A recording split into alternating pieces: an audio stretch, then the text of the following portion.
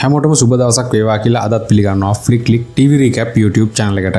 නාකෝස් TV series එකේ 7 වෙනි කොටස අවසන් වුණේ ගුවන් ප්‍රහාරයට සම්බන්ධ වුණු ජේමිගේ බිරිඳ නතාලිව ඝාතනය කරන පැබ්ලෝගේ ගෝලයන්ගේ දර්ශනයකින්. මේ ප්‍රහාරයෙන් අම්මයි තාත්තයි දෙන්නම නැතුව තනි වුණු එයාලගේ පොඩි කෙල්ලව දකින මර්ෆි ඇය ගැන ඇති වුණු අනුකම්පාවෙන් නිවාසයකට බාර දෙනකන් හදාගන්න ඔහුගේ නිවසට රැගෙන එනවා. ඒ වගේම ගැවිරියා පැබ්ලෝ එක්ක එකඟතාවයකට පැමිණීමත් සමග ඔහු වෙනුවෙන්ම බලකොටුවක් වගේ සිරගයක් හදන්න ගුස්තාවෝ එක්ක සැලසුම් කරන දර්ශනයකින් තමයි 7 වෙනි කොටස අවසන් වුණේ. මෙතන ඉඳන් තමයි අද 8 වෙනි කොටස පටන් ගන්නෙ. ඉතින් නාකෝ සීරීස් එක මුල ඉඳන් ඔයාලට බලන්න මුල් වීඩියෝ 7ේම link පහළ description එකේ මම දාලා තියෙනවා. ඒ වගේම අලුතින් පටන් ගත්ත මේ වැඩේ හොඳ නරක කමෙන්ට් එකකින් කියන්න කියලා මම ඔයාලගෙන් පුංචි ඉල්ලීමකුත් කරනවා. එහෙමනම් වීඩියෝ එකට යන්න කලින් වෙනද වගේ මතක් කරනවා තාමත් ඔයා අපේ channel එක subscribe කරලා නැත්නම් දැන්ම subscribe කරන්න කියලා. එතනම තියෙන bell notification එකත් on කරලා තියාගත්තා නම් අලුත්ම වීඩියෝස් සැනකින් ඔයාට බලන්නත් පුළුවන් වෙනවා. ඉතින් තවත් වැඩි කතා නැතුව අපි යමු නාකෝ සීරීස් එකේ පළවෙනි කතා මාලාවේ 8 වෙනි කොටසට.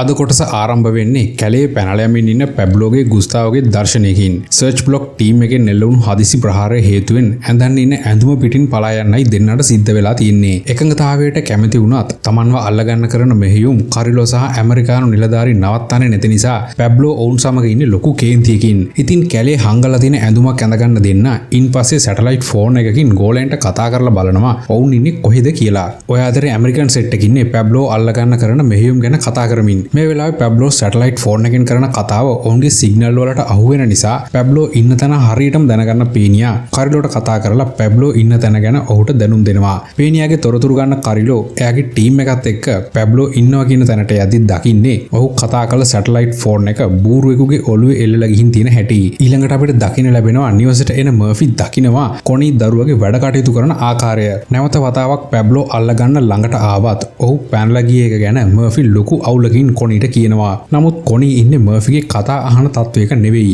කුඩා දරුවගේ වැඩ රාජකාරී නිසා ඇය හෙම්බත් වෙලා ඉන්නේ. දරුවා දවස් දෙක තුනකින් නිවාසයකට බාර දෙනවා කියලා ගෙනාවත් මර්ෆිට සතියක් යනතුරු ඒ වැඩේ කරන්න ලැබෙන්නේ නැති නිසා කොනි දරුවගේ වැඩවලට හිර වෙනවා. ඔය අතරේ පැහැරගෙන ආව ඩයන් එක්ක ආයෙත් කතා කරන්න පැබ්ලෝ එනවා. ඔහු එන වෙලාවේ ගෝරිලා ඩයන් එක්ක චෙස් අදිනවා දකින්න පැබ්ලෝ ගෝලයට කියනවා උඹ මේකී එක්ක ඕනියට වඩා යාළුකම් තියාගන්න එපා කියලා. ඉන්පස්සේ ඩයන්ට කතා කරන පැබ්ලෝ මට ආයෙත් ඔයාගෙන් රෙකෝඩ් එකක් ඕනි කියලා ඇයට කියනවා. නමුත් මේ වතාවේ ඩයන් ඔහු කියන දෙයට එකඟ වෙන්නේ නැහැ. ඔයාට මාව විතරයි නම් ඕනි අනිත් අය නිදහස් කරන්න.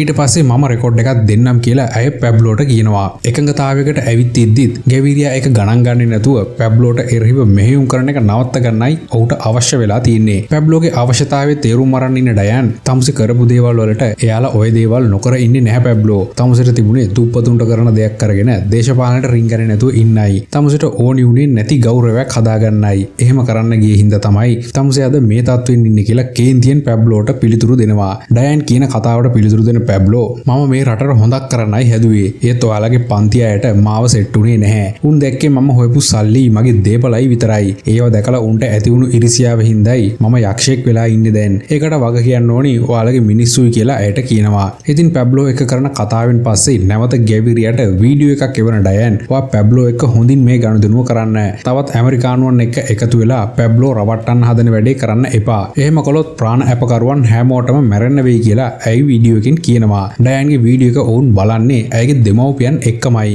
ඉතින් දුව කියන කතාව ඇහුවට පස්සේ ඩයන්ගේ අම්මා නාදියා ගැවිරියට කියනවා ඔයා කරන වැඩ වලින් අපේ දුවයි අමාරු වෙටෙන්නේ කියලා. නාදියා කියන කතාවට පිළිතුරු දෙන සැන්ඩුවල් එහෙම වැරදියට හිතන්න එපා. අපි බලන්නේ ප්‍රාණ අපකාරයන් බේරගන්න ගමන් පැබ්ලෝවත් ඇරෙස්ට් කරන්නයි කියලා ඇයට පිළිතුරු දෙනවා. දෙන්නගේ කතාව මැදට පයින් හිටපු ජනාධිපතිවරයා ඔයාලට වැඩ දෙකක් එකපාර කරන්න බෑ. ওই දෙකෙන් එකක් කරන්න කියලා ඔවුන්ට කියනවා. හිටපු ජනාධිපතිවරයාට පිළිතුරු දෙන ගැවිරියා ඔයා දන්නවද පැබ්ලෝ ඉල්ලන්නේ මොනවද කියලා. ඌට ඕනි අපරාධකරුවන් බාර දෙන එක ව්‍යවස්ථානුකූලව අනුමත කරගන්න. ඒ වගේම අපරාධයකට කියලා පිළිගන්නේ එක් වරක් විතරක් කොකෙන් ජාවාරම් කරන එක විතරයි. ඒ මදිවට ඌව හිර කරන්න ඕනි ඌම හදාගත්ත හිරගෙදරකයි. ඒකට ආරක්ෂාව දෙන්න ඕනි තුගේ ගෝලයෝයි. අපි මේ ගනුදෙනු කරන්න යක්ෂයෙක් එක්කයි. මේක සෙල්ලමක් නෙවෙයි. ඒක තේරුම් ගන්න කියලා ඔහු හිටපු ජනාධිපතිවරයාට පිළිතුරු දෙනවා. පැබ්ලෝගේ ඉල්ලීම් වලට එකඟ වෙනවා කියන්නේ තමන්ගේ දේශපාලන ගමන අවසන් වෙනවා කියලා ගැවිරියා දන්න නිසා පරිණත දේශපාලඥයෙක් ගන්න හොඳම පියවර ඔහු ගන්නවා. ඒක තමයි කල් මරණ එක. මේ නිසා ප්‍රශ්නය කොහෙන් හෝ විසඳ ගන්න පුළුවන් කියලා ගැවිරියා දන්නවා. කල් මරනවා කිව්වම කවුද මතක් වුණේ ළමයි? කෙනා මතක් වුණා නම් කමෙන්ට් එකක් දාන්න. ඉතින් දින කිහිපයක් ගත වෙද්දී ඇමරිකානු බුද්ධිඅංශ වලින් කරිලෝට තොරතුරු ලැබෙනවා පැබ්ලෝගේ ගෝලියෝ සෙට් එකක් ඉන්න තැනක් ගැන.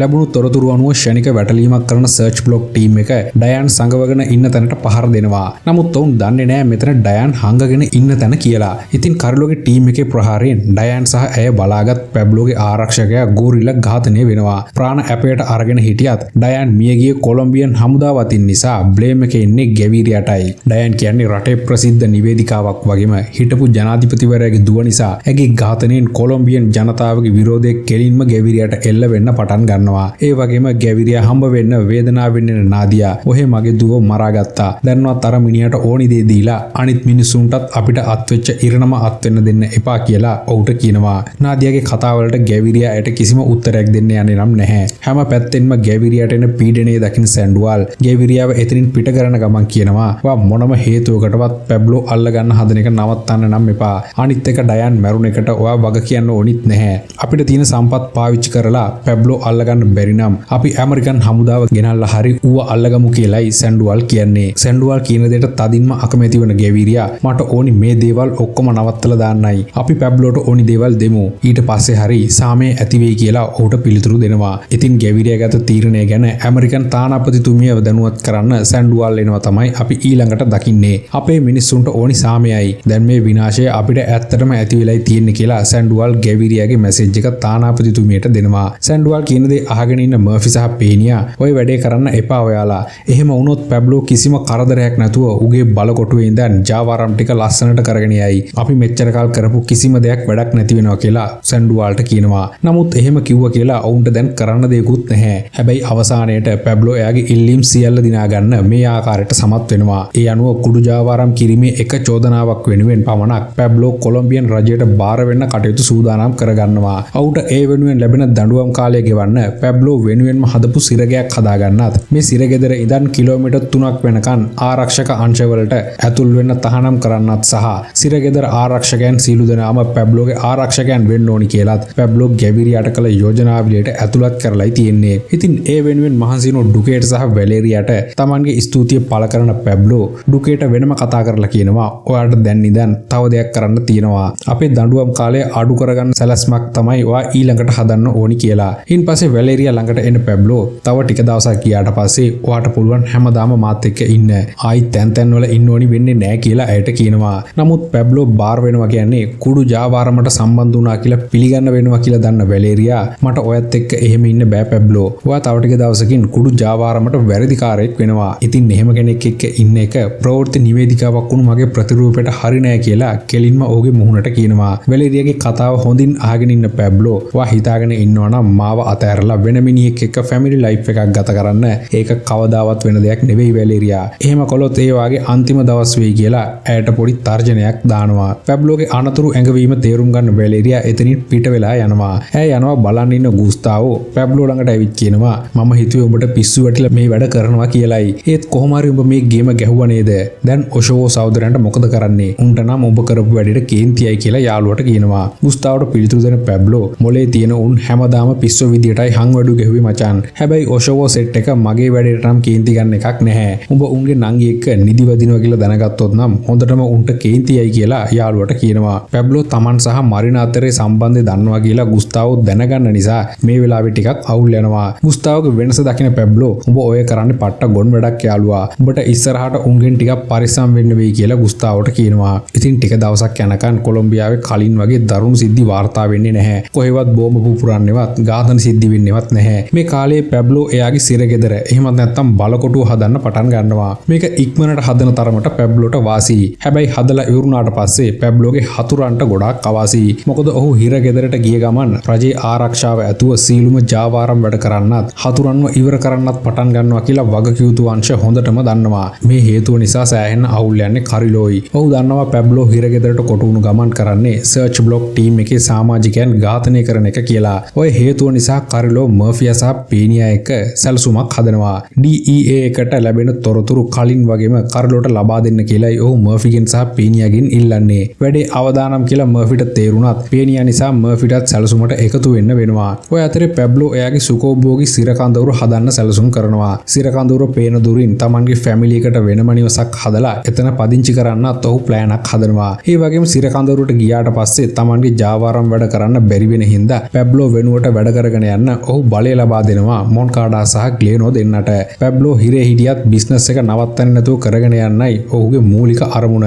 ග්ලේනෝයි මොන්කාඩායි ලැබුණු අලුත් වගකීම හින්දා ගොඩාක් සතුටු වෙනවා. නමුත් ඊළඟ මොහොතේ පැබ්ලෝ කියන දේ හින්දා දෙන්නගේ සතුට ටිකක් විතර අඩු වෙනවා. කොකේන් ජාවාරම් කරගෙන යන්නත් ඇමරිකාවට පිටුහල් කරන නීතිය අහෝසි කරගන්නත් සහ ජාවාරම් කරුවන්ට දෙන්න දඬුවම් අඩු කරගන්නත් වෙනුවෙන් පැබ්ලෝ මෙච්චර කල් කරපු සටනට ඔහු මාසයට ඩොලර් ලක්ෂ 2ක බද්දක් ගෙවන්න කියලායි ඔවුන්ට කියන්නේ. ඒක ගෙවන්නත් තෝනි පැබ්ලෝගේ බිස්නස් එකෙන් ලැබෙන ආදායමෙන් නෙවෙයි. මොන්කාඩා සහ ග්ලේනෝ දෙන්න කරන බිස්නස් එකෙන් තමයි බද්ද ගෙවන්න ඕනි කියලා ඔහු කියන්නේ. ඉතින් අකමැත්තෙන් වුණත් පැබ්ලෝගේ බද්ද ගෙවන්න කැමති වෙන මොන්කාඩායි ග්ලේනෝයි දෙන්න පැබ්ලෝගෙන් සමුගෙන පිට වෙලා යනවා. පැබ්ලෝ කරපු වැඩේ හින්දා ඔහු ළඟට එන ගුස්තාවෝ උඹ ඔය කරන්න හදන වැඩේ ඒ තරම් බුද්ධිමත් එකක් නෙමෙයි මචන්. මොකද උඹ සටන දින්නත් ඉස්සරහට ඉන්නේ හිරගයක් ඇතුලේ. අනිත් එක මේ වැඩෙන් උඹට සෑහෙන හතුරු වැඩි වෙන්නත් පුළුවන්. මේ වෙලාවේ කරන්න ඕනි ළඟ ඉන්න උන් තරහ කරගන්නවට වඩා උන්ව තවත් ළඟින් තියාගන්න එකයි කියලා යාළුවට කියනවා. ඔය අතරේ තවත් තැනක පාචෝ එනවා වැලේරියා හම්බෙන්න. පාචෝට අවශ්‍ය වෙලා තියෙන්නේ පැබ්ලෝ සිරකඳවුර ඇතුළට යද්දී ඔහුට හිතවත් අය පැබ්ලෝගෙන් ඈත් කරවන්නයි. ඔය හේතුව නිසා ඔහු වැලේරියට කියනවා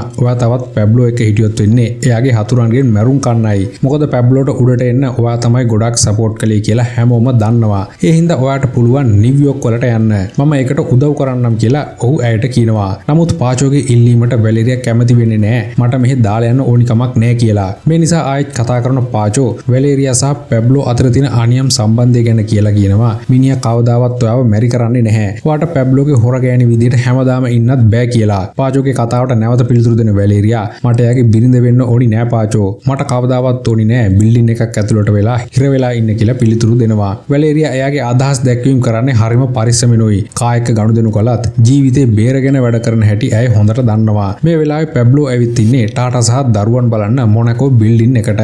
දෙන්න එක්ක රාත්‍රී ඇඳට වෙලා කතා කරමින් ඉන්නේ ඉදිරි අවුරුදු කිහිපයක් ගත කරන හැටි. දෙන්න මෙහෙම කතා කරන වෙලාවේ විශාල පිපුරුම් හඩක් එක්ක ඔවුන්ගේ නිවසේ දොර ජනෙල් බිඳිලා යනවා. පැබ්ලෝගේ නිවස ආසන්නයේ ඔහු මරා දමන අරමුණින් අටවපු කා බෝම්බයකුයි මේ පිපිරෙන්නේ. මේ ප්‍රහාරයෙන් කාටවත් හානියක් වුණේ නැතත් පැබ්ලෝගේ කුඩා දියණියගේ එක කනක් ඇහෙන්නේ නැතිව යනවා සදාකාලිකවම.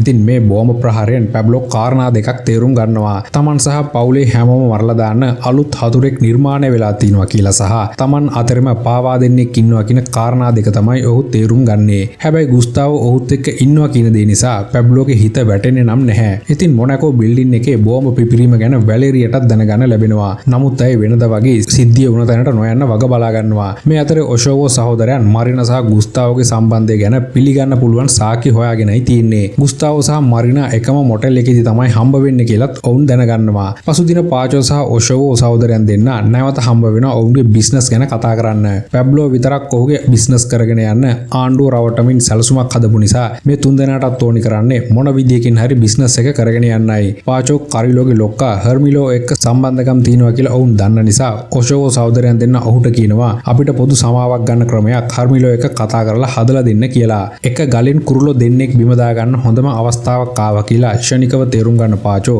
එහෙම නිකම්ම වැඩේ කරන්න නම් බැරි වෙයි. මිනිහට වටින දෙයක් උඹලට දෙන්න වෙයි කියලා ඔවුන්ට කියනවා. පාචෝගේ අරමුණ තේරුම් ගන්න ඔෂෝවෝ සහෝදරයන් ඔබ මේ වැඩේ කළොත් හර්මිලෝට අපි ගුස්තාවෝ දෙන්නම්. උඹ අපේ සමාව ගන්න වැඩේ ලෑස්ති කරපන් කියලා පාචෝට කියනවා. ඉතින් දෙපැත්තේ එකඟතාවය අනුව ඔෂෝවෝ සහෝදරයන් කිසිම දඬුවමක් සිරකරුවන් හෝමාරුවක් නොමැතිව ආරක්ෂක අංශවලට බාර වෙනවා. ඔවුන්ගේ වරද විදියට හර්මිලෝ ඉදිරිපත් කරන්නේ ස්පාඤ්ඤයෙන් නීති විරෝධී විදියට ගොන්නු ජාවාරම් කිරීමයි. ඔෂෝවෝ සහෝදරයන් සිරගත වුණු ගමන් ඔවුන් ගුස්තාවෝ එන මොටෙල් එක ගැන හර්මිලෝට කියනවා. ඉතින් මේ කිසිම දෙයක් නොදන්න ගුස්තාවෝ සුපුරුදු මොටෙල් එකට එනවා මරිනා හම්බ වෙන්න. මේ වෙලාවේ මොටෙල් එක වටලන කරිලෝගේ සර්ච් බ්ලොක් ටීම් එක ගුස්තාවෝ ඇරෙස්ට් කරනවා. ගුස්තාවෝ ඇරෙස්ට් කරන්න නීතිමය පසුබිමක් නැති නිසා කරිලෝ ඔහුව රැගෙන ඉන්නේ පාළු ගොඩනැගිල්ලකටයි. ආණ්ඩුව එක්ක අපේ එකඟතාවයක් ඇති කරගෙන යද්දී උඹට මාව මෙහෙම ඇරෙස්ට් කරන්න බෑ කියලා ගුස්තාවෝ කරිලෝට කිව්වම කරිලෝ ඔහුට පිළිතුරු දෙන්නේ මම ඔය ගිවිසුම් වලට අදාළ නැහැ. උඹ යාළුවා ඉන්න තැන විතරක් කියපන්. ඊට පස්සේ අපි උඹට යන්න දෙන්නම් කියලායි. කරිලෝගේ අරමුණ වටහා ගන්න ගුස්තාවෝ මම උඹට කිසිම දෙයක් කියන්නේ නැහැ. උඹට පුළුවන් නම් මාව මරපන් කියලා ඔහුට කියනවා.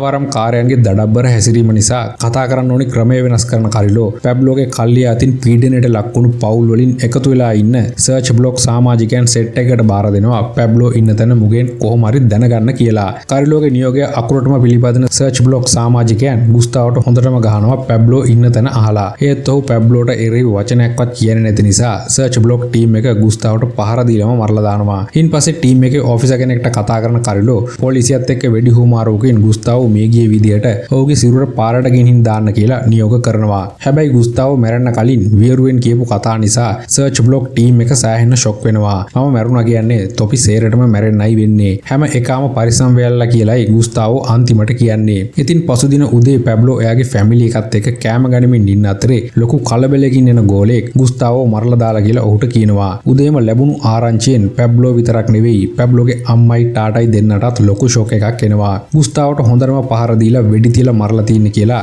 ගෝලයා කිව්වම පැබ්ලෝගේ අම්මට එන වේදනාව ඇයි පිට කරන්නේ ගෝලයාගේ කම්මුලට එක දිගට පහරවල් කිහිපයක් එල්ල කරලායි. හොඳටම අවුලෙන් ඉන්න අම්මව කන්ට්‍රෝල් කරගන්න පැබ්ලෝ ඔබ දැන් ගිහින් ගුස්තාවගේ බොඩි එක ගෙනත් කරන්න තියෙන වැඩ ටික ලෑස්ති කරපන් කියලා කියනවා. හැබැයි පැබ්ලෝ පිටතින් නොපෙන්නුවට ලොකු කේන්තියකින් වෛරයකින් වගේම දැඩි අවිනිශ්චිතභාවයකිනුයි දැන් ඉන්නේ. Tamanගේ හොඳම යාළුවා හවුල්කරුවා වගේම සහෝදරයා වගේ හිටපු කෙනා ඝාතනය කළේ කවුද කියලා පැබ්ලෝට හිතා ගන්න බෑ. මුලින් ඔහුට එල්ල වුණු බෝම්බ ප්‍රහාරයත් දැන් ගුස්තාවගේ මරණයත් නිසා පැබ්ලෝ එයාගේ හිතත් එක්ක ලොකු ෆයිට් එකක් කරනවා. ඉස්සරහට කරන්න ඕනි දේ ගැන වාද විවාද කරමින්. මේ අතර පැබ්ලෝගේ අම්මා ඔහු ළඟට ඇවිත් කියවනවා ඔවුන් දෙන්න කුඩා කාලේ පටන් එකට හැදී වැඩුණු හැටි සහ ඇය කිසිම වෙනසක් නැතුව දෙන්නටම සලකපු හැටි ගැන කියලා. ඒ වගේම පොඩි කාලේ ඉඳන් එකට හිටපු යාළුවා මින් ඉදිරියට Taman එක්ක නෑ කියලා තේරුම් ගන්න පැබ්ලෝ ඉන්නෙත් ලොකු වේදනාවකින්. අවසනාවට දෙන්නටම තේරෙන්නේ නැහැ. අපි අනිත් මිනිස්සුන්ට කළ දේවල් නිසා තමයි දැන් අපිට අඬන්න වෙලා තින්නේ කියලා. ඉතින් ගුස්තාවගේ මරණයෙන් පසු දින වැලේරියා එනවා පැබ්ලෝව හම්බ වෙන්න.